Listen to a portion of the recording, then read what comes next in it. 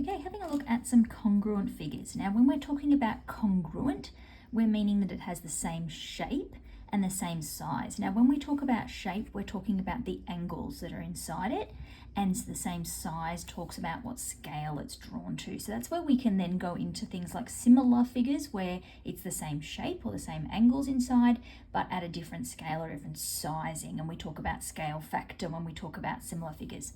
But here we're just talking about congruent figures. So they have to be the same shape and the same size. So here we've got two shapes, we've got two trapeziums.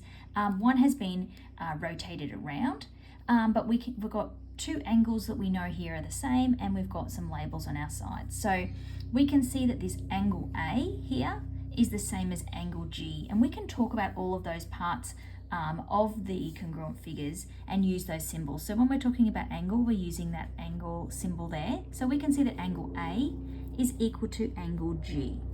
We can also see that angle D is equal to angle F there. So then in the same way, vertex A is going to be the same as vertex G. And our vertex D is going to be the same as vertex F on the corresponding shape. We can also look at the other two. So if we've got our A here, the B up the top is the corresponding to where the H is. So our vertex H or our angle H. In the same way then our C is that one above the D there, so that's going to be the E over there. So we can just rotate that round and work out where that would fit. So it's almost actually a reflection rather than just a rotation by bringing that down. Oh no, if we turn it around, yep, rotation.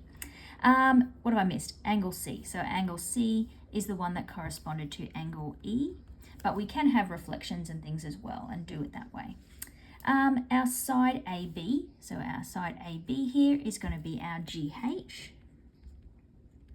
And then our side BC, so the ones connecting B and C, that's going to be our EH there.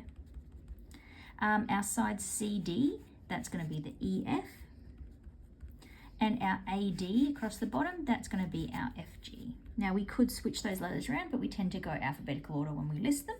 So then we can say that they're congruent, and we use the three lines for congruency. We will look at congruent triangles next, where we put the little triangle symbol, but when we're naming that, we would say our shape A, B, C, D. We need to label in the same order. So the A correspond to G, B corresponded to H, C corresponded to E, and D corresponded to F. So we have to go in that order around the shape as well.